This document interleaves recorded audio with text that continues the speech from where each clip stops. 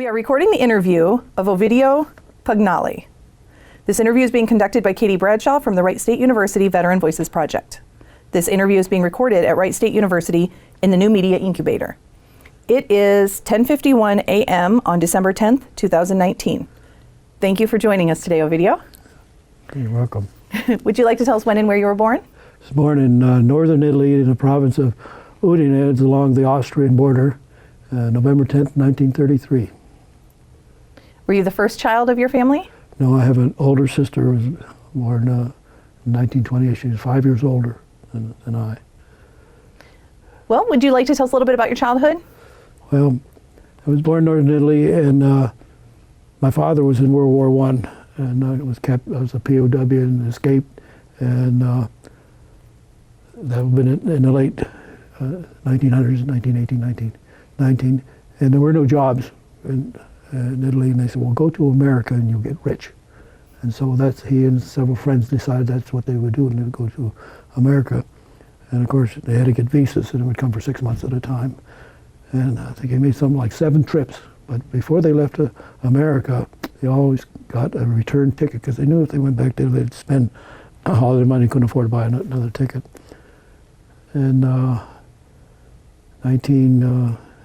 guess it'd be 26, 27, got married, and had a sister who was born in 1928, and I was born in 1933.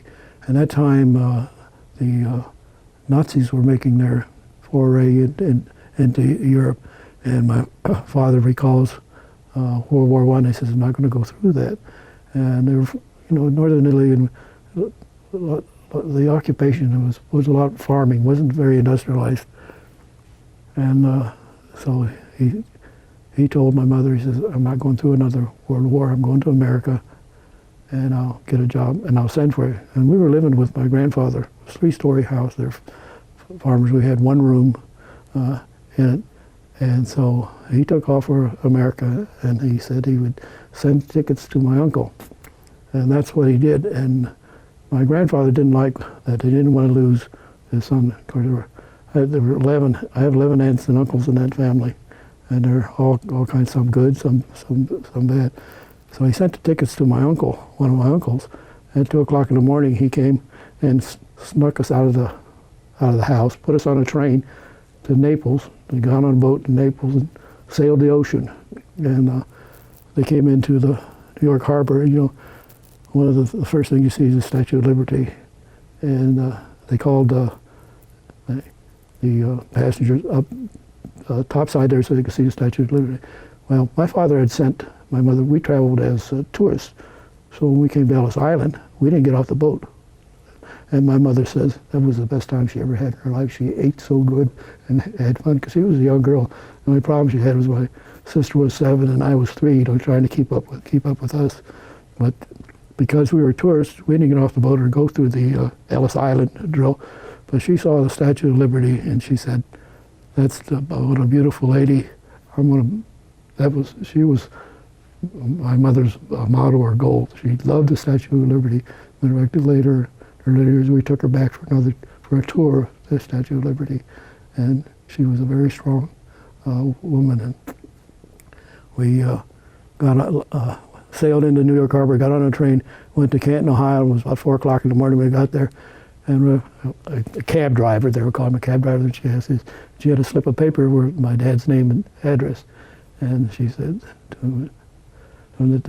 pointed to that's where she wanted to go. And the driver looked at it, and the strangest thing, he looked at my mother and says, I know this man. I know where he lives. And you can imagine after 2 weeks on going through what she went to get to America, and so took us, it was 4 o'clock in the morning, and woke my father up, and that's started our life in America. So at the time your father was in Canton, Ohio. Yes. Being just 3 at that time, do you have memories of being on the boat? No. But they would tell me when I was 3 years old, I was pretty rambunctious, running around trying to keep up with me, and that sort of thing. But I don't remember anything. I remember the first house that we lived in. I guess I was 4. Of course, I couldn't speak any English either. And at that time, There are, I think, some 12 or 13 major regions in Italy, and they all have their own government, their own monetary system, and that sort of thing. And they kind of have their own language, so to speak. And you take a northern Italian and a southern Italian, two different worlds, two different languages together. So, but I think that Mussolini and one of the other Italians united all the regions, made one country, one monetary system, one thing. They had trouble with the language still to this day, because I speak a dialect, and I go to Italy, they have no idea, or southern Italy, but I'm able to speak enough Italian to, get a train or find out where the restrooms are, and the important things, I can get by with. I have 18 aunts and uncles and 51 first cousins. My son was there just last year and took a picture of, they had a big celebration, and all my aunts, well, my cousins, I don't have any aunts or uncles left, but it's very interesting. All of the cousins and children and grandchildren of your cousins? A ton of them, yeah. That's wonderful. Yeah. Was that your son's first trip? Yes. He and my other son, I have one son who hasn't been there. And, it's pretty country. It's close to Aviano, the air base, about 20-minute drive away. Okay, so then once your family arrived in Ohio, what happened from there? Did you stay in Ohio? Stayed in Ohio. We moved. My father worked in a brickyard, making glazed tile. We lived in this house up in town. Well, it was a suburb of Canton, East Canton, 1,000 people, and I think still 1,000 people. But worked in a brickyard. They made glazed tile, and they had some houses for their employees. So my dad thought to rent one, and it was the last house in a row right next to the brickyard, the plant. You could see the office from there. The rent was $10 a month for the house, and we rented, had an attic and 2 bedrooms upstairs, and an attic, and they rented it to two Yugoslavians, one and they worked at the brickyard, and of course my sister was getting to be 7, 8, 9 years old, and said we couldn't have them. And every weekend they got drunk and had to fight, and my mother says, get them out of here. So we lived in that brickyard. It was World War II.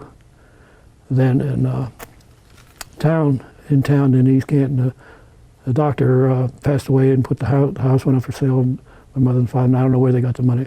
Well, they got it. My mother saved, she could make a nickel sweat, but they bought the house and said, we're not going to move in the house until it's paid for. So they rented it all that time. And it was after World War II that the house got paid for and says, we're moving. And we moved from the house that we lived in at the brickyard. Had running water, but didn't have any indoor plumbing, so you can imagine what that was like. But we moved to that house. It had a furnace with a hot water tank to it. It had a bathtub. We didn't have a bathtub. And the thing that I liked the most, we had a phone. And in those days, we had those phones that had a party line. And I loved to get to the phone there, and as carefully I could lift the receiver and listen to the old ladies. They would find out I was listening, say, hang up that phone, I'm going to tell your mother, So How old were you about that time? Huh? How old were you? Oh, 6 years old, first grade, just into, I learned to get into everything. I wasn't afraid to do anything. But, I had a lot of fun. Did you, were you able to adjust, you and your sister, were you guys able to adjust to American life pretty well? Well, at 3 years old, you adjust to anything. My sister had 1 year of school in Italy, so she had to start over and not being able to speak the language. She zipped right on through. She was, the girls are like that. They like to study and carry books and all that sort of guys. So, we didn't have backpacks back then. We didn't have iPads or computers or anything. You had a pencil and you had paper. You did everything. If you couldn't do it with that, you didn't do it. But my sister was probably more my mother than my own mother, because my mother still worked and everything, but she cooked and we'd have to do the dishes and everything. But my sister was the link to the lifestyle, because she had, girls, they talk and they do, get to the bottom of everything. If you want to know something, you ask. Don't ask a guy. You don't know. He doesn't know what's going on, but the girls did. So my sister was more my mother, especially in the mid years, because the age difference. If you had a basketball game or football game, the students would go in buses. I don't know what they got. Well, they have their own cars nowadays. Her boyfriend takes them around and everything, but we would go. Or if somebody had a car and they'd ask my sister to go, she says, "Yeah, I want to go, but you have to have room for my brother." So I was a tag along. But so she was a nice older sibling who let you tag along. My like I say, my sister was as much my sister as my mother. She helped me in school and everything, because she carried books home and studied everything. And I didn't see the need that I remember one time we got report cards, and my sister didn't. I don't know if I had a bad grade or a grade that my mom and dad didn't think that she'd worked hard enough, and I had pretty good grades. And what we would do in the kitchen, we were walking out of the kitchen, and she says, "I don't understand how you get your grades. You don't carry any books, you don't study, you don't do anything, and you get just as good as grades as I get." I remember telling her, "Well, I don't know what your problem is, because stuff really isn't just tough." And she said, "You're a smart aleck too." But she was my mother. Did your relationship stay close as you guys went through life? Oh yeah. And I have a younger brother, and we're the last of this generation. And so I keep reminding him. I said, "Frank, I'm 86 years old." He says, he's 13 years younger than me. He says, "You're going to have to take over." He says, "Not going to do it. It is what it is." So did you help out with your younger brother when he came along then? Well, 13 years difference, and he was a baby. We carried him every place. We lived in East Canton, and next to a high power where they have the substations, and I don't know if they still have anymore, but it was always a big lot there, and it was in a corner. And that's in East Canton was a small village, and that's where all the kids, especially the boys, we played football there, we played baseball there, we did everything there. And of course, my young brother was born. I'd have to babysit, so I told him, I said, "Okay, but I'd go get him and get him." We amusingly call him. He was third base, and we'd put him at third base. We still talk about that. I talk about it. Says, "Yeah, I remember I was third base." Yeah, was that his nickname then? Yeah. Well, Pug was. Everybody called us Pug. They didn't. When I went through school, every time I came to say my name, how do you say that? The teacher couldn't say it, and that sort of thing. But so we got the name of Pug. My sister was Pug. I was Pug. My brother was, and my 4 boys are Pug. So the housing that you lived in with the brick factory, were there a lot of families from various countries? Oh yeah. Well, I think all of the ethnic groups kind of clubbed together. They try to buy houses or live in the thing. Like, and they had a North Italian club. It wasn't an Italian club, and on the Southern, it was a North Italian club. And we have the Italian club here. We have on Pirelli Lodge. You go to the Festa, the Italian Festa in September. I did not. No. Well, I should. It is there. Well, we had one of those where they had the bocce courts, and all that sort of thing, and that's where my father liked to go, because he loved to make his wine and drink his beer, but he was a hard worker. He worked, every weekend at brickyard. Then we had 5 acres, and he cultivated that, and everything was hard working. But my mother was really the driver. My mother handled all the financial stuff. when I got to be 16, he got me a summer job at the brickyard. Boy, it was tough work.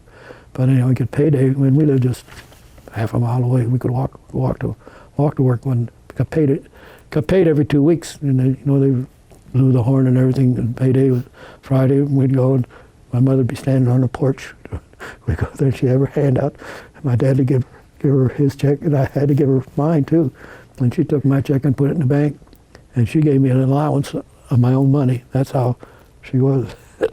I couldn't do anything with it, but interestingly, and I worked at the brickyard and I went to Kent State when I graduated. I had enough money. I paid for all my tuition, my housing, and everything out of the money that she had saved of mine.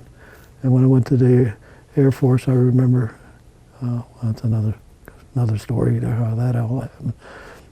I still had, and I remember the number, $2,100. The bank of $2,100 in 1954 was a lot of money. Could buy a Cadillac.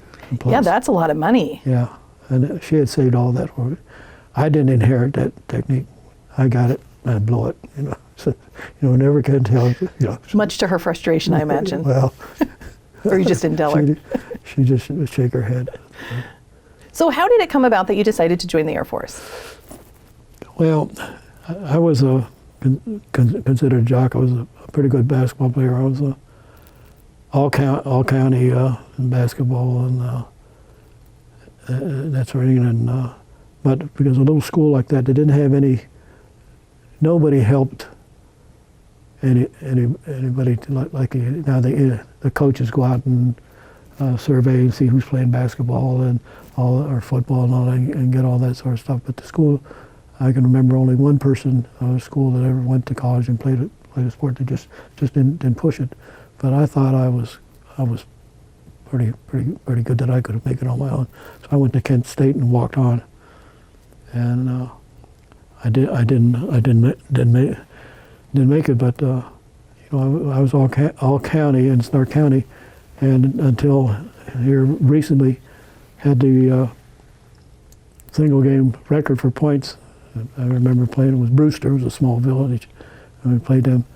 And we also had the record for scoring. We beat Brewster about 103 to 20 something, and this was 1951. Wow. Yeah, 103 and you held points. the record all that time. Well, we had two tall kids, and me and another guard, and they would shoot and miss and get in and throw us a ball, and they just run out, and we'd just shoot.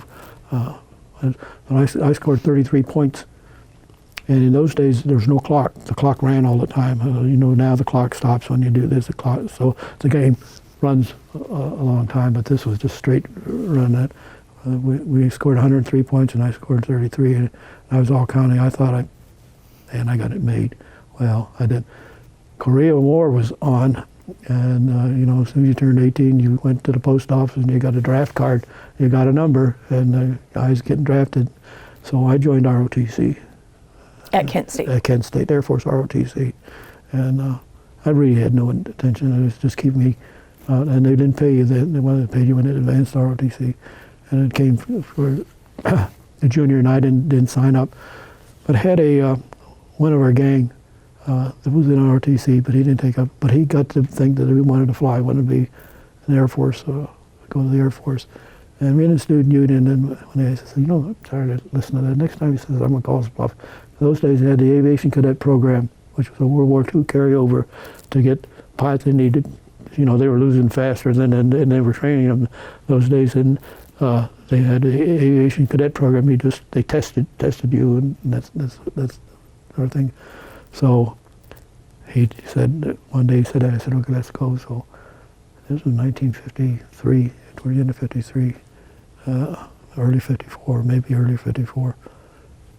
And we went to Cleveland and got on a bus, and they put us in a train car. It had one of those plush cars, where I had a bed, a bunk, and got fed and this there. I said, man, got to Chicago. They put us up in a hotel. Went to, I can't think of the name of it, in southern Illinois. So the testing. It was 3 days of testing. I had no intention on it, but they had all kinds of things. Test with pilots. They had a little thing you sat on and had two props there. And if you push this, the lights would go on and tell you what test you for coordination. And they had one that was a record player, and it had a spot on it, and they had a wand, and they would turn on, and this record would go, and this spot would go, and you had to keep it going like that, and just testing. And they had other testing, like it gave you a railroad schedule, and say you're going to so-and-so, and how many stops, and what are you doing to read all that stuff. And I remember one other question on the test was that they wanted to know who painted Blue Boy.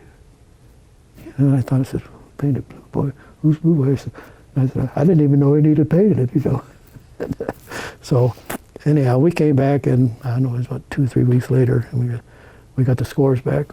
I passed, and he didn't. And I really felt bad. I said, well, let's see if we can talk to them, since you can have my spot. And of course, they wouldn't have that. I still had no intent. Was your friend disappointed? Yeah, he was disappointed, but when you're 20 years old, disappointments don't last long. You go find something to do. And I was not going to, I didn't have any intention of going, but in Canton, the recruiting sergeant called me, and I said, I don't want to do that. And he said, well, you scored you did pretty good, just give me all that. Well, I had a girlfriend. I tell you about my girlfriend? Got time to hear this story? We have time. Well, I don't know, you don't remember this girl, Jean Peters, a movie star. She was Howard Hughes' last wife. I don't know who she is. She's from East Canton, Ohio, and she went to Ohio State and won a beauty contest and got a go to Hollywood and do that. And they gave her that, so she would go. Well, her sister was the love of my life, and she was a couple of years younger than me. She was two grades behind me, and well, when she graduated, her sister came, and it was a big thing in town here. A movie star comes to this little town, and of course, I'm her sister's boyfriend, so I get to sit with the family and all that sort of thing. Well, I go to Kent State, and she's still in high school, and she graduated high school. Her sister in Hollywood says, you're coming to California, you're not staying in Ohio, and marry that Italian and end up in the kitchen and barefooted and with 4 or 5 kids hanging on your legs. You're coming to California. So that kind of broke that relationship until I finally decided to take the offer, go to the Air Force, but they didn't need pilots, and they said you can be a navigator. I said, what's a navigator? What do they do? And I said, well, I think I can do that. So off I went to San Antonio, to the base there where you did pre-flight, and at Christmas I went home, and my girlfriend came from California, so we reunited. I had been I went to pilot training and navigator training, and we corresponded back there, and I got a Dear John letter before Christmas. You know what a Dear John letter? The breakup letter? Breakup letter, yeah. It was heartbroken. Well, I went home for Christmas, and we reunited and everything, and she was going to come to the graduation and everything, and I got another Dear John letter. It's the only guy I ever heard of who got 2 Dear John letters. So you're hopeful. Yeah. You're hopeful. You just thought it would work out the next time. Yeah, but it didn't work out, and I graduated from navigator school and ended up at McGuire. I was in the top 3, so I could chose assignments. There's the assignments, and here's there were T-scores, that way they scored stuff. Here's the rank. Here's how you rank. Number 1, what do you want? Number 2, what do you want? With pilot training is a little more difficult. So McGuire, everybody said at McGuire, when we had the transport, in those days the Air Force did all the movement of all its dependents and everybody, all military people. It was by water and then it was by air. Of course now it's all contract. You go to some places and fly. And it was a dream job. I flew 4 trips a month to Frankfurt. That's all I did. It was first was second lieutenant, first lieutenant, and the rest of the time I played golf and it was really a dream job. So when I went to pilot training, when it came time to pick assignments, that's what I wanted to go back and do, because we flew in our coats and tie, and every coat. Didn't have a flying suit. As a matter of fact, when we went to pilot training, and the Georgia, Moultrie, Georgia, Beale College Flying School was contract flying. They asked us to come to work next day in our flying suits. I didn't own a flying suit. I said, "What do you mean you don't have a flying suit? Where do you come from?" And blah, blah, blah.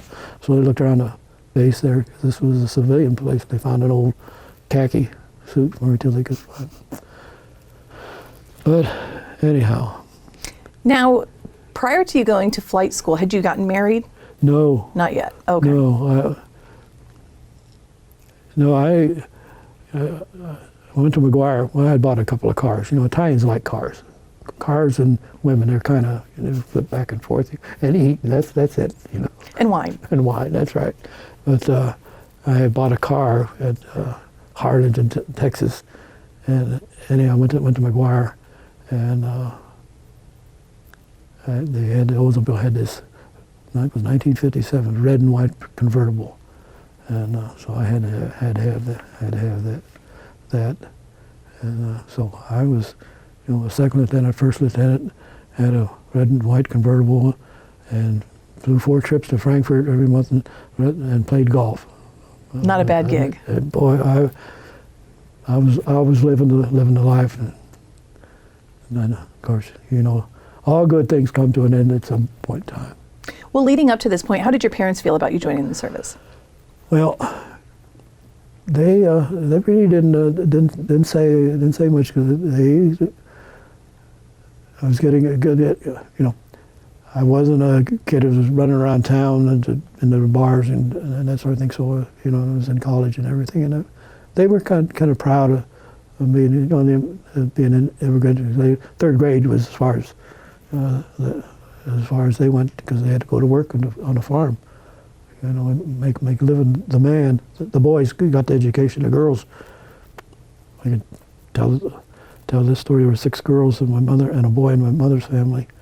And my grandfather, I guess he was supposed to be one of the smarter. He could play I forget what instrument he played, but he was a good carpenter, and they had a farm. And in those days, in a farm, you had your property, but your house was not on your property. You had a home in the village. And every day you got up and you had your breakfast, you got on your horse or wagon and went to your plot. But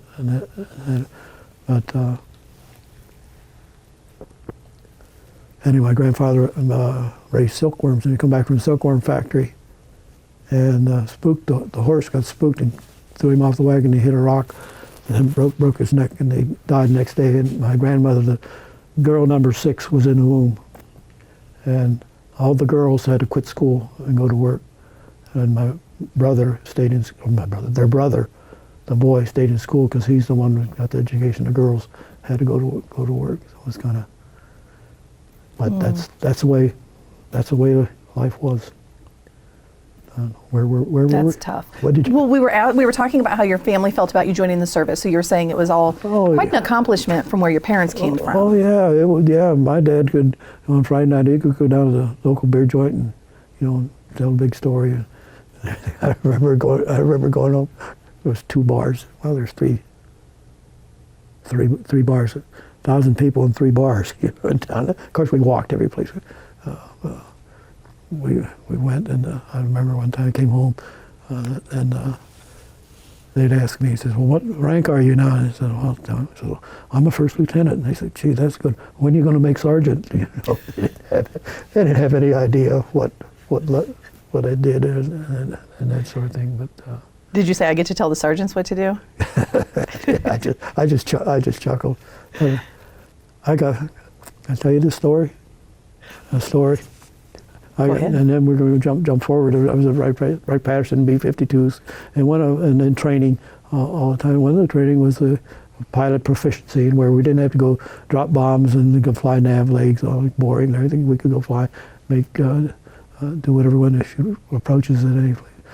Well, I decided that I was going to go and buzz my hometown, and of course, you done now probably put us in jail. Buzz, you mean fly over? Yeah, fly. Okay. I was going to do my own flyer. Of course, I told my mother and father, and my little brother was, He was in high. He was somewhere in high school.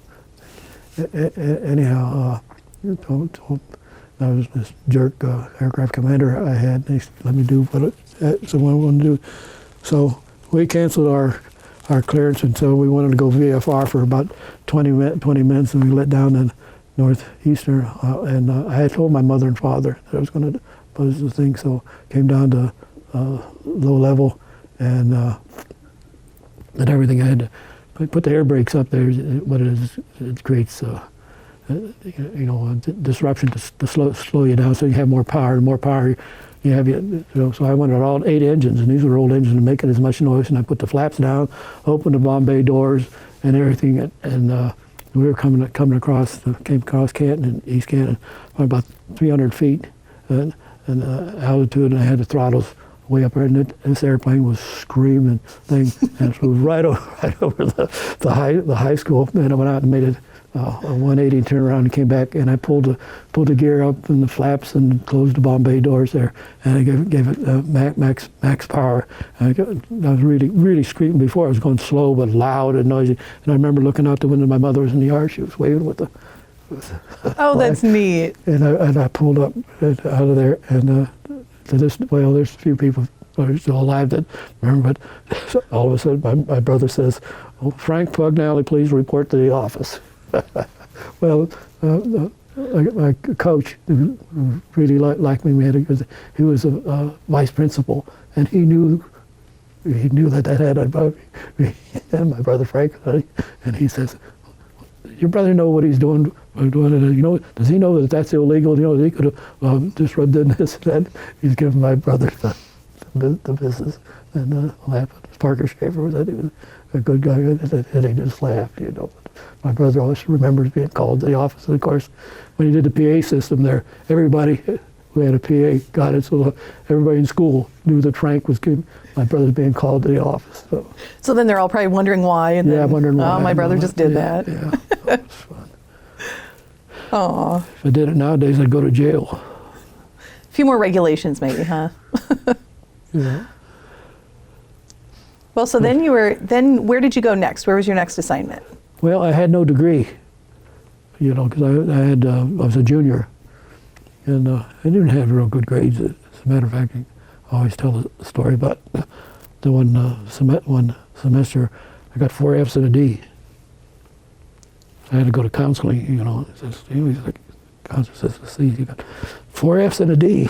I said, "Yes, sir." He says, "Well, I think I know what your problem is." I said, "What's that?" He says, "I got 4 Fs and a D. You're spending too much time on one subject. Spending all on that D, I couldn't tackle the other subjects, just the D." So. I thought he was going to say the subject was girls. Oh, well, that's a given. Yeah. Well, those days, when you went to classes, you had classes that semester, changed grades. You'd go to, this was at Kent, they had 3 girls' dorms, and one was a big hall there where you signed up for classes, and they had these tables there, and they had a sign there. It says English 102 and math. And we didn't have computers or anything that you had to go and they'd sign you up. Of course, I would go there and I looked at all the lines, and I said, where were all the pretty girls? Because you always had to have study periods and that sort of thing. So that's the way we signed up for classes. And what was the question? I forget where I was going. Well, so you didn't have a degree prior to joining the Air Force. I didn't have a degree. Well, the Air Force wanted everybody to have degrees. So when you got within 21 hours, which is a semester, it could take a semester, that they would send you and pay all the expenses and everything. And I was here at Wright Pat, had 3 little boys there. So by this point, you're married? Yes. Okay, so do you want to tell us about meeting your wife? Well, does she listen? The version you want her to know. Okay. She found out about every, you know how wives they. I don't know what they have a line to. My wife was a flight attendant, ran a flight attendant, and she flew from Dallas Fort Worth to Newark, and I had bought a house in New Jersey, at McGuire, and I had bought a house and I was renting to 3 of my friends, and one of my friends had a girlfriend who was a brand new flight attendant, and one time she was coming, and I owned this house, and she would come down, and this girl, other flight attendant, was dating a professional football player. In those days, you had to serve 6 months of duty. You know, that was your punishment. So this football player was at Fort Dix doing his 6 months, and Fort Dix and McGuire butt right up against each other. And well, he was on KP duty, so she was going. They would rest in New York. Well, my friend's girlfriend said, "Well, come with me down to McGuire. He lives at this place where they have in, you know, and we'll go together." Well, somehow this football player and his friend found out that she was at my house. Came there, and my wife and I were downstairs watching TV or doing something. They showed up upstairs, and my friend, they kind of told him, "Well, she's occupied right now," that sort of thing. But that's how I met her, and kind of accidentally. Well, he was famous. Whatever. He comes from a family of athletes. As a matter of fact, one of his brothers owns the Miami Heat basketball team. Well, did own it, but that's how I met her. We communicated back and forth. So I started making a trip from McGuire to New York when she'd fly in, and I had met some of the other flight attendants too, because you know, it's a pretty good pool of you know, a lot of opportunities there with the flight attendants, you know, and we could wear a uniform and try to dazzle them. Like that. And well, you must have dazzled her. So she was dating a professional football player. You know, those days I had black hair and tan skin, you know, and had money, and I thought I could do just about anything. And you knew Italian. Yeah. That probably didn't hurt. Well, you know, in some cases, in other cases, it kind of hurt too. You know, I remember going home on leave, and in my own town, they knew me, and I was going to date one of these younger girls, and had it all arranged. I went to pick her up, and mother came to the door and says, "My daughter's not dating you."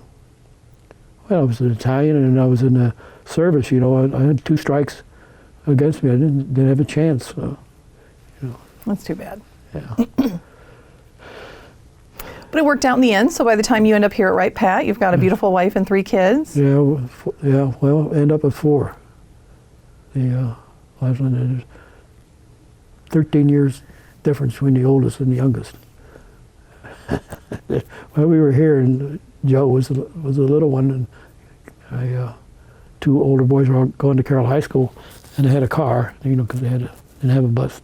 Then I had bought a car, and they would ask. Joe was the little one. "Can we take Joe with us?" I would say, "Why do you want to take Joe?"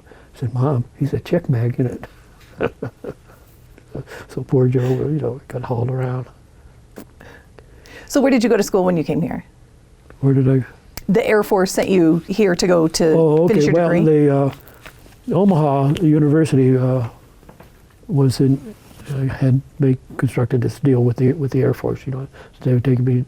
I had to take 21 hours, and they looked at your school records, and I had built a pretty good record of myself in spite of Kent State. You know, but so I went there with three little kids to University of Omaha, and that's what I did. I went to school every day. I had to take 21 hours, but I treated it kind of like my job. I got up every morning, and regardless of when my class was, I'd go to the library. Then during the day, go to my classes and go to the student union, and then go back to the library and go home at 4:30. So I had that routine there. When I went home, I had all my homework and everything done, so I could spend time with the family. So it worked out good, and I wasn't. I got a general bachelor's degree in, I forget what it was, but I didn't have to take any courses specifically. I think I had to take one engineering course. I took all history courses, and and tried to take all American history courses. Because when I did book reports and that sort of thing, I could use the same one in different classes. Didn't have to read too many books. Always looking for an easier way. That's before teachers had the technology to search. Yeah. Now they can run it all through a plagiarism system and catch any little thing. We had, we did everything with pencil and longhand. We didn't have calculators. Had slide rules. That's the way we did stuff with the slide rule, and the university, I forget what they call it, the program, and the students hated us being in class because we studied and we got all good grades. We broke the curve, because you were on a curve. All of us would be at the top, and the poor students would, and so they would kind of turn their noses up at us. I said, well, this is important to us. And it was fun. I ended back at Omaha later on, and I went back. So once you got your degree, where did you get assigned? I was here at Wright-Patterson. They just let me go for 6 months. Okay. They weren't very happy, my squadron. Okay. Because now my crew is missing I was a co-pilot, and somebody else got to fly with Hobie Crocker. I chuckled. I said, he was a work of. I remember the general, what's going on, and we were in this briefing room, and then our wing commander was chewing us out, and we come out and they ask Hobie, our aircraft commander, what do you say? What do you say? He said, we're getting a new wing commander. He says, what do you mean? He says, yeah. He stood up there and says, general apathy is taking over this wing. And you go, laugh. So he was a work of art. But let's see. Well, they was here, and everything was going fine, and they needed the 2 co-pilots at Warner Robins in Georgia, and I don't know how they picked me as one of them went there, and you had to have at that time 1,000 hours of co-pilot duty before you could be the pilot aircraft commander, and I had reached that, and Hobie Crocker, my aircraft commander, never really let me fly the airplane. He had to do everything, and he was a taskmaster. I remember, we used to go low level for practice bombing. We were bombing at low levels all over the country here, and you had a particular area and a particular time, and you had to hit the time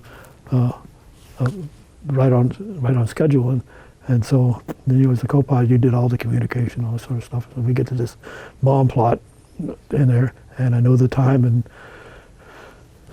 FAA says, okay, the entry point, what radio do you want to hold on? And I, because it was 090 was the radio to hold on to get our time. Because if you didn't hit your time, you get kicked out because they had another one right behind you. You had to keep the spacing. And if you came back and you didn't have get your bomb scores or go low level because you missed your time, you paid for it. So we always try to get there early. And so I said, well, hold on, a 090 radio. And he smacked me in the shoulder. And I said, sir, he says, I don't want to hold on that radio. I'm thinking, what's the matter with this guy? And well, this is real early in my career here with Hobie Crocker. And he says, I don't want to hold on that one. So I said, well, how about 270? And he said, okay, that's just 180 degrees rather than going this way to the entry point. We're coming from the other directions, but it's still one that we can control the time. And what it taught me was he was the aircraft commander, and you didn't do anything until you checked with him first. And I said, okay, that's the game we're going to play. I'll play that game. So I had other crew members that didn't play the game. I had an EW officer that said if he ever got in an alley with Hobie Crocker, he'd shoot him because he crucified this poor second lieutenant. Just made life miserable for him. Well, that's got my degree and go down to Warner Robins. I got enough time to get a check to be an aircraft commander, and passed it. And do you want to hear the first sortie I flew as aircraft commander? Yep. Well, the aircraft commander of this particular crew was sick, so this is a good time to get my initiation as the boss. First lieutenant. I think I had made captain by then. But anyhow, there goes this crew. It was not a very good crew, and we were at Warner Robins in Georgia and going up north in the Vermont area where we had some low-level targets, and everything goes fine. We take off, I get the fuel, everything's going fine. We go down low level, and They were low level, about 300 feet off the ground, and they have sites there that you're scored by radar, and then you do bombs. Then you do a racetrack and come around and make them. These are all simulated. You track you by radar, and well, one of our runs we get a bad bomb, and I was mortified, terrified. Well, every week they have the bad bomb panel meeting where you meet with maintenance and the crews that had bad bombs and all that sort of stuff. And there it is, the first sortie I fly. You get a bad bomb, and I didn't know why. I found out later. But the wing commander, the aircraft commander gets a chance to say to her, and I think it comes to me and says, "Well, sir, I accept my part in this." And the wing commander said, "What do you mean your part?" "It's all your part. That's your crew chewing my butt." And I said, "Gee whiz." So I went to these guys. Well, you guys are, and they had been through it before. That was my first bout with that, and they laughed. I said, "What's so funny?" So what happened? They sit downstairs, and you had the radar guy was dropped the bombardier and the navigator on the right side, and from from Georgia to Maine up there is pretty far. We had flight lunch. We had flight lunches, and they decided to eat their flight lunch because you bomb, you go around there on the ridge. You got some time on the downwind leg to eat their lunch. And the next run was going to be at different targets, so they're going to set the coordinates for the targets and everything. Well, the one eating his lunch at the target, he had moved over. What happened? He had parallax. He had set the wrong coordinates in it, so they scored a bomb from where those were, which was this gun. And so the cause was eating his flight lunch caused it. And then you got yelled at for that. Yeah, I got yelled at for that, but it was part of growing up, I guess. Well, and they say in the military that crap rolls uphill, right? Oh yeah, well, the aircraft commander, he got blamed for everything. It was your crew, and if anything goes wrong, it's your fault. Tough initiation. Yeah, well, SAC was tough, but you got used to it. See, so it's just like getting beat. A beating doesn't get you any results because I'm used to it. Doesn't hurt anymore. And I went to Puerto Rico. Well, I had this is 1966. The airlines were hiring, and I'm a reserve officer, and I could I had made captain, and I could get kicked out any time. So we were all run up there. Delta is hiring. All run up there to.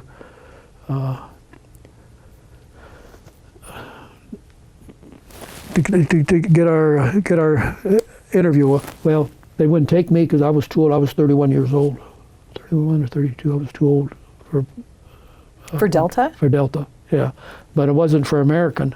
So I decided to interview with American, and they said okay, and they told me I was either going to go to New York, back 111s, or Chicago, one or the other.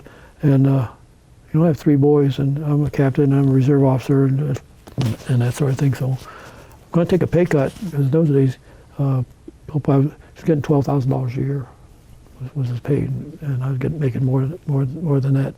And I told Val, I said, "Well, it's going to be tough." And I was either going to go to New York or Chicago, which neither one of the choice places to go. But I told her, "This is long term. This will be good." She said, "Okay."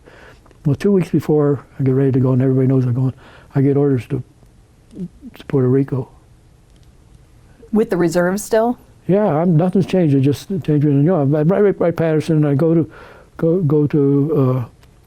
Warner Robins. Going south, and SAC had a north-south rotation thing, and I kind of. They always ask me, "How'd you get here?" This is. But anyhow, this is south. You should be going north. And so I told my wife, I said, maybe this is someone saying something. Let's go to Puerto Rico. Of course, we went to Puerto Rico, and for her, she says it was a 3-year vacation. She was the best. Well, they shipped me as a co-pilot. And I went down there and checked in, and they looked at my records, and it says, "Well, you qualified aircraft commander." Said, "Yeah, well, my order said, ship me as a co-pilot." It says, "We can find co-pilots, but we need aircraft commanders." So they gave me a crew.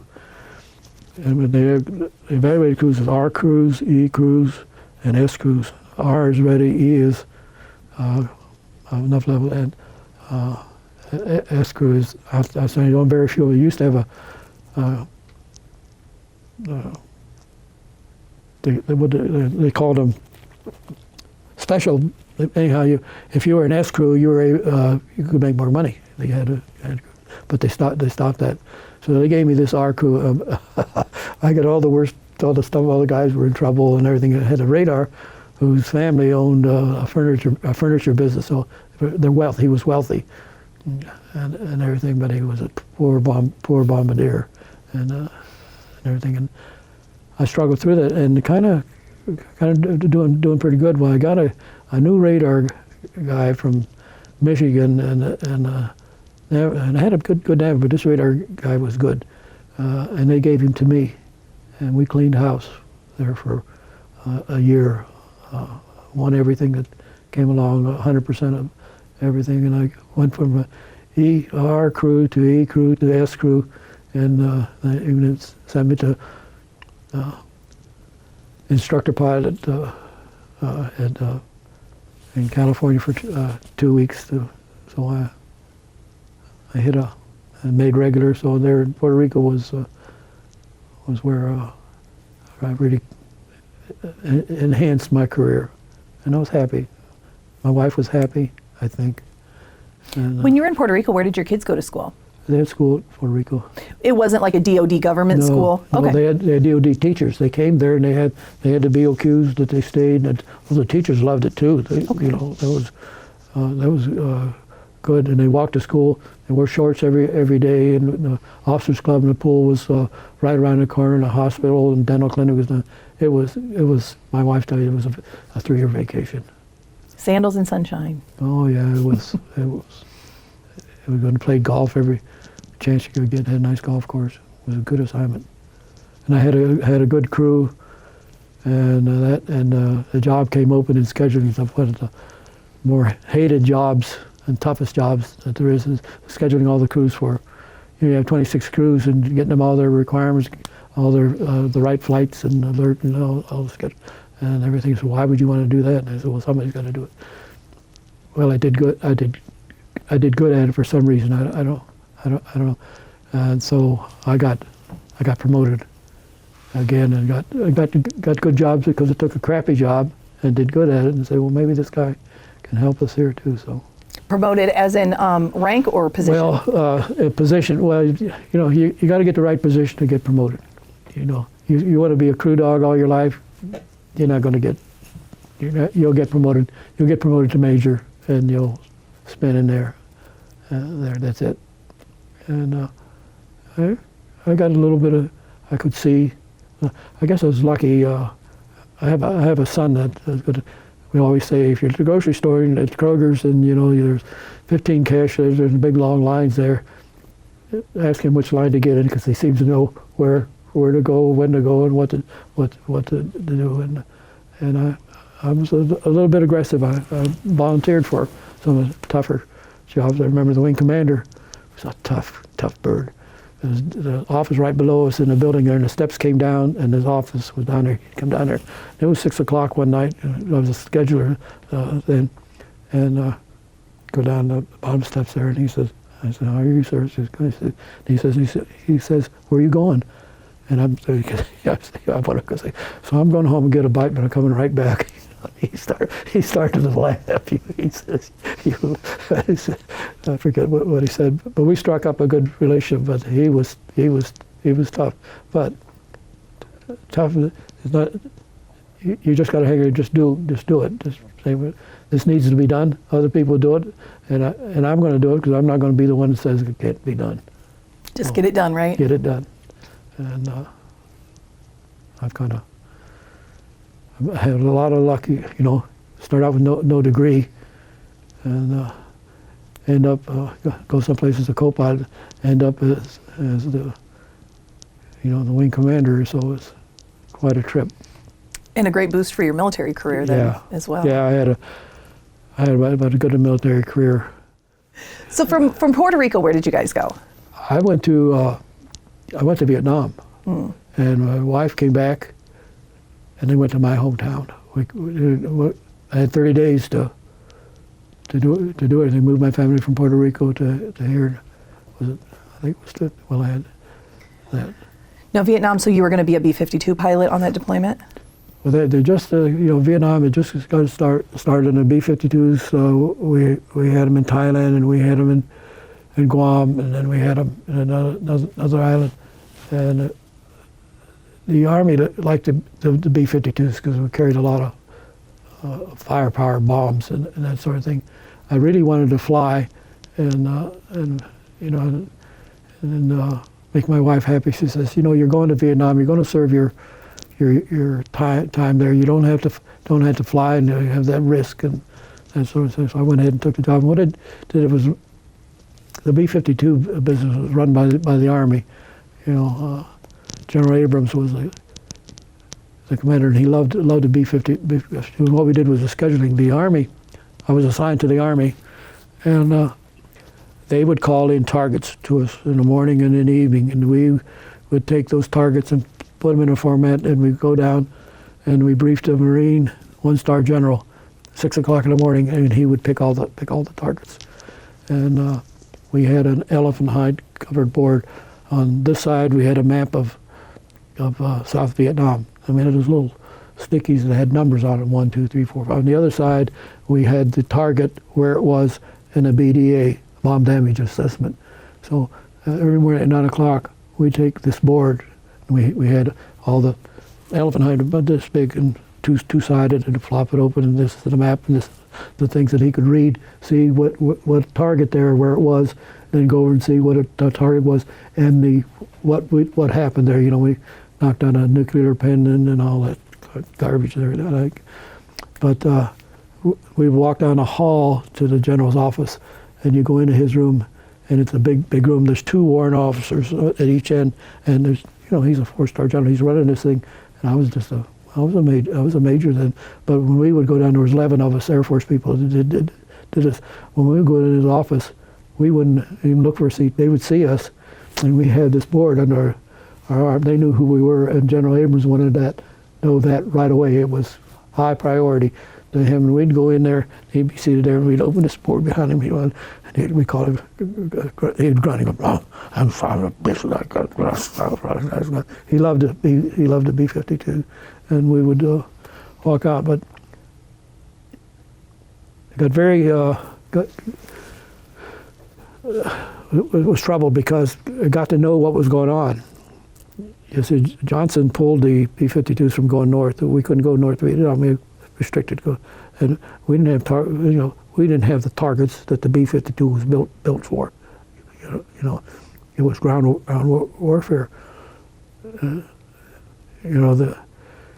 when he pulled away to the north, and they'd call in these targets, and all we were doing is knocking treetops down. It was doing like the storm that we had here. The tornadoes. Tornadoes. It's such a tornado. But we fly 47 B-52s a day. There's 300,000 pounds of fuel on board when they take off. And then the ones in Thailand didn't have to refuel, but the ones from Guam. So it was 11-hour mission and everything. I mean, you just can't look at what the cost was for that. It's another sort of thing. But anyhow, I had when the North Vietnam came down there, we were dropping the bombs, and they were they would be in tunnels or something, and depending on where it was, we'd have to mix a load of bombs. You had bombs that would airburst. So the airburst bombs, they positioned in the bomb bays. They'd come out first. They'd knock the treetops out, and then you have contact fuses. The other bombs following those come out, and they hit the ground and blow the trunks out. Well, they were tunneled, so we had bunker busters, 750-pound bombs go down there to try to blow them out of the tunnel. When the North Vietnamese came down there, they figured it out. They said they knew it was going. All they did was dig the tunnels deeper. What do you do? And it got so. And I don't think it affected me so much, but it affected me to the point where this was not affected the amount of money that we were spending. a general that I worked for at Warner Robins and Ramey came. General Keck. Later on, I had his son in my squadron here at B-52s. He came on a visit, 3-star general. I said, and he knew me. I said, sir, do you have a few minutes I can talk to you? He says, yeah. And I'm telling my story. I said, we're wasting our money here. We're not doing it. We need to go north. Let's go up there and take out a rice field. They had 3 rice fields up north there that we would like to go away from, and then say, okay, that's one. We got number 2 ready to hit number 2. You know, get the North Vietnamese to talk, and not as BS that they're doing. We want to do it. That we go take the harbor out. We could do it one day, end it. One let us. And I'm saying, sir, we're flying 47 B-52s a day. You know what the cost of B-52s. And he's listening to me, and he put his arm around. He says, let me tell you something. He says, at Guam, we have more airplanes at Guam than we have parking spots for. We have contracts for fuel. We have contracts for bombs. We have contracts for you. That's all. They come in. I don't have any place to put it. They stay there. They got 48 hours, and we don't unload the ship. They dump it, and they go back and get another load. That's a lot of waste. A lot of waste, and not getting anywhere, you know. And so, I got a very. The last thing I'll tell you, there was this captain at this, and he worked for General. I can't think of his name right now. He was the Secretary of State, their black general, was the field force commander, and he keeps calling his target. He calls me, he says, no secure voice, he says, my general is angry with me. He says, we're not getting our share of, call them arc light activity. And I said, well, you're don't justify it with what you give us. Is to take them down. We give it to the Army intel people to look at to it, but they just whatever we signed off on, they signed off on. They never questioned anything we did, and I found that hard to believe. And he's the captain. He said, if I don't get more B-52 strikes there, I'm not going to make major, or I'm not going to get my Bronze Star and make major. And I said, I can't help it. And he keeps calling his target. The next time he calls his target, it's completely changed what the target is. You know, it's got this, it's got that. God said, what are you doing? I said, you know this is not true. This is, what's true is I need arc light strikes, and whatever it takes to get him. He says, this will never go through. He says, can't help it. And I took it down, briefed the general, he picked it. And I just shook my head. I said, you've been looking at this target, because it had a number to it, you know, about 6-digit numbers. Then it had a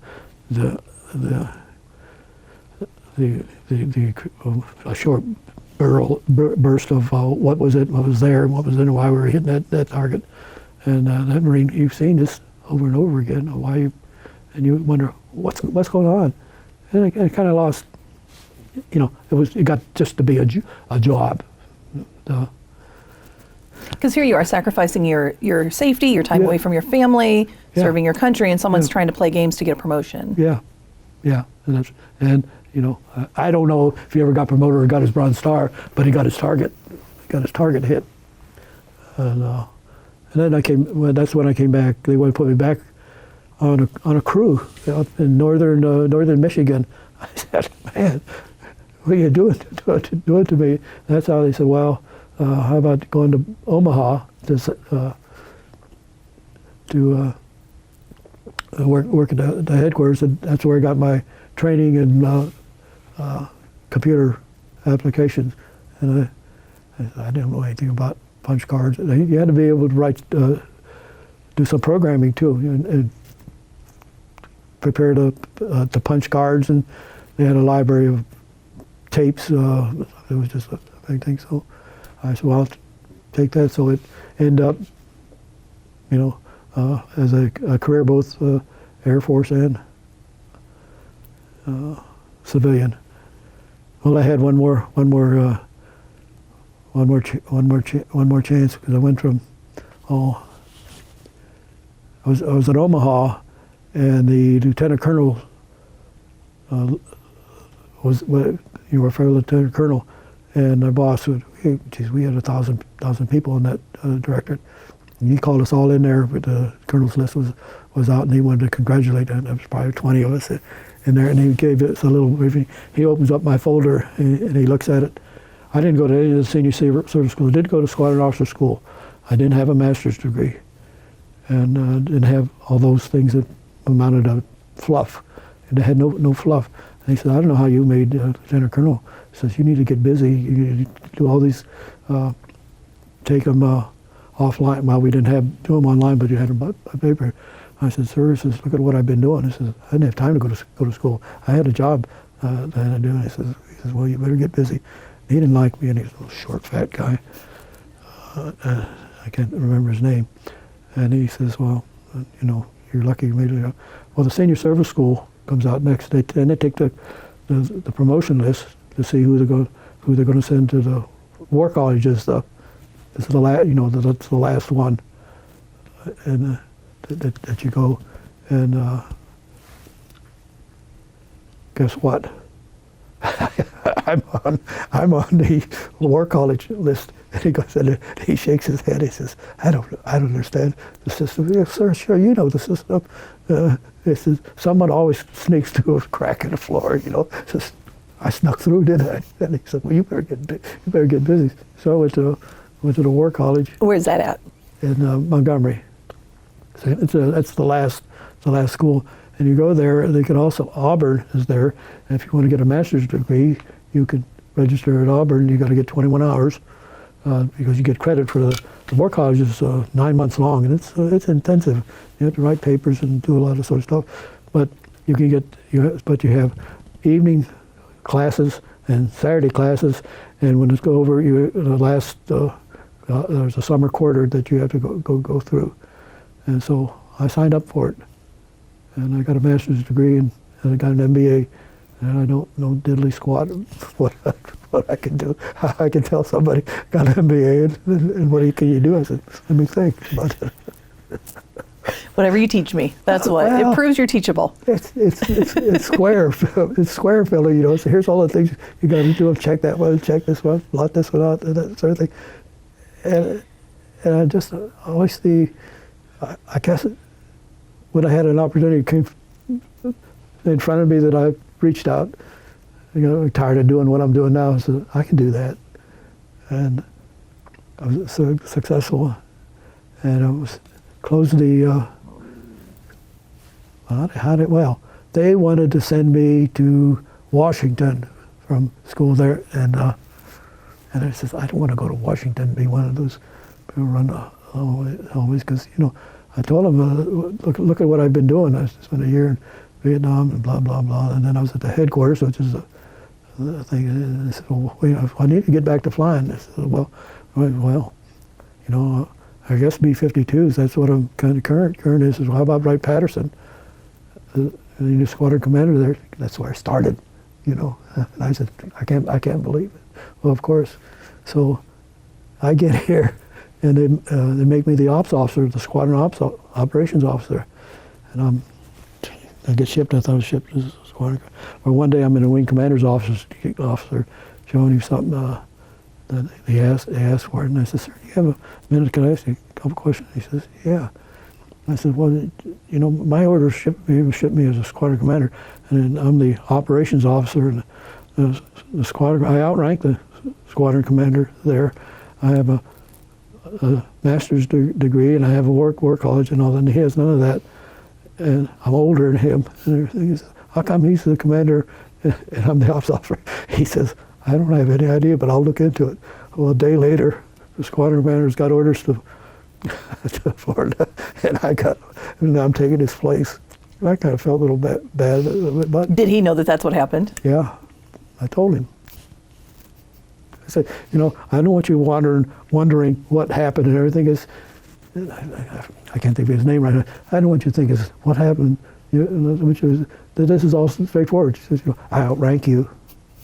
I've got a war college. I have a master's degree, and you have none of that. And you're my boss, and you're going to write my OER. That's not right. And it wouldn't look good on your paperwork to have someone lower ranking than you writing your paperwork. Yeah, the job that I have.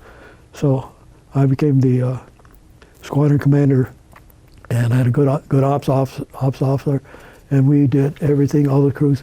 General Keck's son, who was a little boy that ran me in trouble, and we were in Stanford, and it's probably the best time in my whole career, because these young kids when I was there before, we all World War II people in Vietnam, or Korea, but these young kids, I don't care what the mission was, what we were doing, they jumped in it, and we had a record there that everything was always 100% and everything, and really, really happy. And my wife was happy that we finally had a house in Beaver Creek and everything. And then it was Thanksgiving. What year would it have been? 1974? Yeah, 74, 75. The senator from Springfield, or House over there, announces that they're going to close the SAC unit at Wright-Patterson. And my wife cried. I tried to cry, but I ended up closing the wing and turning it over to the 4950, to the other, not the people that are there now. You can see C-17s there. Closed the wing, and didn't have an assignment. And so they sent me over to Area B to where. So I'm not an engineer, but SAC had 12 people there to monitor their programs and their stuff. And so they sent me there, and the B1 was coming along. And I said, well, you're going to go over there and hang out in the B1 place. And so I went over there. They said, well, we don't have any place. We don't have a desk or a chair. What do you do? I said, well, you don't know. We'll just go do something. We'll call you. And they called me and they said, we want you to take aircrew training devices. Have that. Take a look at that. That's for the B1. I said, aircrew training device. What's that? What's simulators? Well, gee, why don't you tell me simulator? The right pad over there. You be everything that you know. They have a different name for it, and everything, and everything. So I flew all over the country looking at simulators, and I had a general that liked me. You need to have a sponsor. In those days, back there, someone pushing you, and we need a colonel, or we need somebody here to do this. You guys got it, but well, how about so and so? Your name gets passed around. You got it popular, so the general says you're going to Seymour Johnson as the DO, Director of Operations, and it's a good job. I didn't care much about Seymour Johnson, but that's on the way. That's what if you're going to get promoted to general. That's the job you got to have. From there, you're going to go to vice commander to commander. All the generals of SAC are the wing commanders, but that's the path. I got put on that path, and I screwed something up that I can't talk about. That took me off the path. But they needed somebody here. AFLC had tried to modernize their computer system, and they failed miserably. The senators were mad because they spent all this money and didn't get anywhere. And they needed fired everybody, and they needed some senior people, leadership. And we were going to get a first female pilot, and I was talking to somebody about it, and it just so happened the guy I'm talking to says, well, I know you. What do you mean you know me? I got your folder out here. For what? He said, and he tells me about what's going on here at Wright-Patterson. And I said, I can't leave SAC because if I do, you can throw my folder away, because I'm not a loggy or that sort of thing. I don't think that way. Well, something happened, and I'm ashamed of it. I'm not proud of it. I can't talk about it. I did something that was a no-no, and it got put in my records. And I found out about it. I said, I'm never going to get promoted to general. I might as well take a job at Wright-Patterson. I got a house there, I got the kids and everything, so I took the lesser. And so that brought you back here then? Brought me back here, and I had computer operations for AFLC. We had the ground floor of the 262 had 300 civilians and 25 military rented, 724 operations with those old tape drive machines. Tapes, had a library of 50,000 tapes and punch cards, big, and we had auto data entry. We had the start of that, but we had a hallway full of cards, and it was a big printers, the big sheet of printers. I don't know how many boxes we'd print. We'd stop processing in the evening at 2 o'clock. And the reason that we had so much to print is because the people start coming in at 7, 8 o'clock in the morning and want their stuff. and we had to print it all, so we just had to stop doing stuff and start printing. And then from 2 to the close of the day, you'd just be printing? You were saying people would come in, they'd want their things printed. Yeah. So well, no, we knew when they submitted their work, they had a worksheet here. This is what this is, you know. Okay. We knew what tapes to pull and all that stuff. We knew, and I want so many copies, or what this I want this printed and not printed. We had all the way full of cards and paper. And we had to what's the first part? Foreign military sales was the biggest one. I think we had about 3 boxes of paper that we printed every night for them. I asked him one time, what do you do with all this stuff? He says, well, I take it upstairs, I take that off the shelf. Once you print it, I take that off and I put this up there. You ever look at it? I said, well, sometimes. What's going on? But it was where all the tires, where all the parts, where everything was, and they just updated. cataloging, basically. Yeah.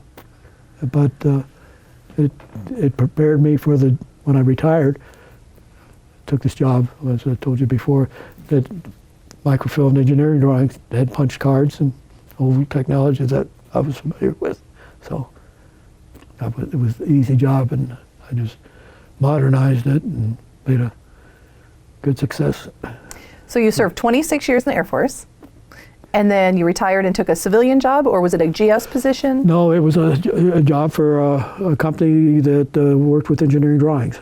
Okay, so a contract. No, they were, because everything was in paper. All the drawings and everything was in paper, and made copy blueprints, and all your draftsmen and doing stuff. We filmed it, put it on a punch card on the film. They used these punch cards in viewers.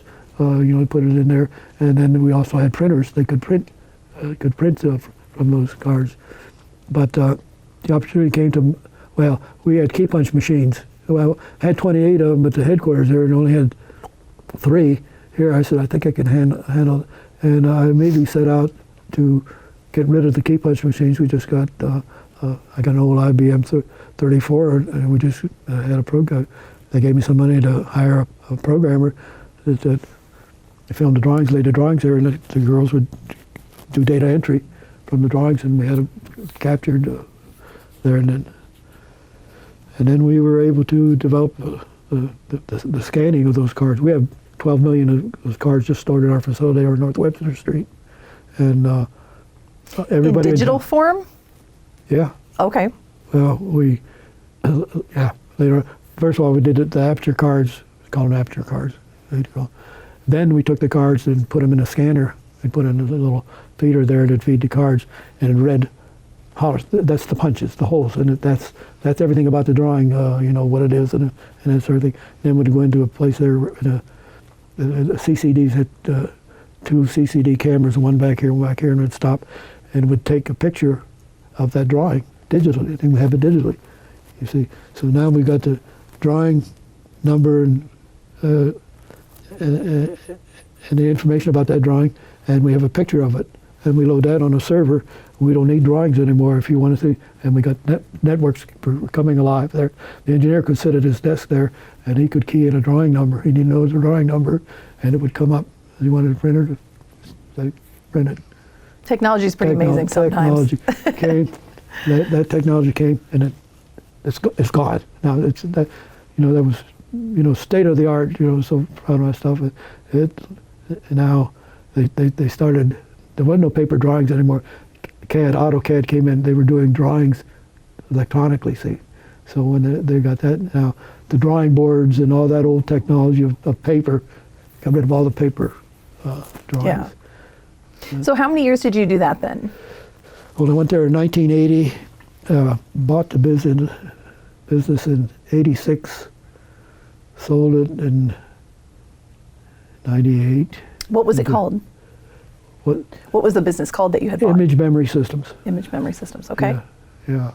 Was part of a roll-up. Everybody was, the thing that's going, being successful in this world, you had to start to be in this digital world. Well, these 3 young fellas thought that they bought 11 small businesses that did.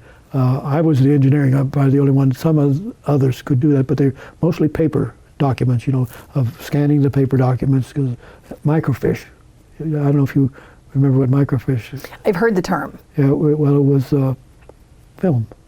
Everything was film. They could take these work orders and everything, and they could put it in a film and film it, and they call it fish, and it was a little 4x6 plate, and it had images on it. You could put it in a viewer and look at it all. And later on, you could print it too. So we kind of moved along. So, but AutoCAD and CAD came in where they could draw drawings by computer. So we didn't need those big tables with draft boards, and you're taking a week to make a drawing, and then somebody spilled coffee on it, or they were losing or misfile it. Finally, that's why these little old ladies in the file room wouldn't let anybody in there, because engineers were good at finding stuff, but before it put it back, they just take it, put it on top of the cabinet, or take it in, nobody looking, they take it and shove it in. And then you go look and it'd be all crumbled and everything. So it was that was the world of that engineering documents. But once we got to computers and servers, and that's the way it is now, is that everybody's drawing with a computer. So anyhow, we got these 11 companies, and they bought some more. And these were their plan was three energizing. They were smart guys, smarter than me. And but the plan was to see they could keep it. They own all the shares, or something. We got shares. I took as much cash as I could, because I didn't want shares in something that I didn't believe, because I didn't like what they were doing. But they're small companies, and they would tell me, well, you got to do this, you got to do that, and I fought them. I said, you're going to kill me. They wanted to, because you got 13 companies, and we're buying microfilm. We need to let a RFP for all these people who serve microfilm film, to have film, Japanese film, this film, that film, and all this sort of stuff, and we'll get the cheapest price and save money. It was all about saving money. And I kept telling them, I said, this is a small business. It's not done that way. We use IBM, and we use Kodak film, this and that, because if something breaks, and they say, well, it's not our problem. Oh, now wait a minute, I got Kodak. This is your camera. This is your chemistry. This is your film. This is your problem. You see, but they wanted us to buy the cheapest stuff and do that stuff. And I said, I don't want to do that. Well, you got to do it. It's not your choice. We're telling you doing so. I just I quit, retired, and a year later went bankrupt. Well, could see it was going bankrupt, because my business, one of the guys, a fellow worker was working behind me, wanted my business, wanted to move it to Massachusetts, because they did some of the same work, and they said, well, we can do all that, we can do it cheaper than what Pugnale's doing that. He's got a little empire down there. We can do away with that. We can shut one business down and get this up there. And I found out about that, I said, I quit. And that's what they did. Sad. That's too bad. Yeah. I had 30 of probably the best people in this town. We had profit sharing, every good insurance, and everybody was happy. I was happy, but I couldn't make these three young guys happy. That's really too bad. I just sold the building last year. Sad. Did I miss anything? I don't think so. What would you say was your greatest lesson you learned from that experience? Because that sounds like a difficult experience. Well,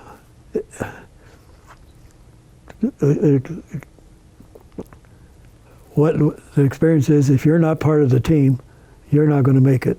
And if you got something that you think that it's not right, and you can't convince them, you're going to get punished for it, because you got to go with the guys, whether you agree with it or not. So they said we need to buy from the same supplier because we're going to get the same price. And I says, I'm not in the business of price. I get the best product I get, and that's what I charge my customers. My customers are happy with this. These are American products and everything. If it's, says, what are we going to compete the toilet paper too? We lose an awful lot of that. Well, then, and I'm a little bit of a smart aleck. Being a little facetious. Yeah. And everything so. Yeah. Well, but that's a very personal situation, so I can't blame you. Yeah. It's when I brought my son into the business, John, and he's smart, and he's the one that really pioneered and made it the digital world. He's a mechanical engineer from UD, and I had a programmer, lived in California, and this was in the 90s. I was paying him $90,000 a year. Unbelievable to make that kind of money. And even my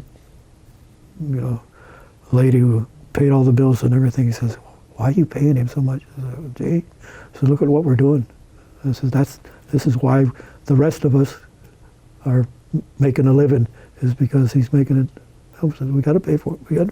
We need to pay him. It's been one of those. I don't know if I put that article in that book there. It's a picture of me, and I've got these drawings and everything. It says, I think it says, company offers solutions, but the customer doesn't want to follow. We're trying to lead them into this digital world, and everybody shaking their head. Tough at first, I imagine. Yeah, nobody wants to get involved. I spent a lot of money developing that, but I made a lot of money too, and I can comfortably say it's all gone. And I managed to.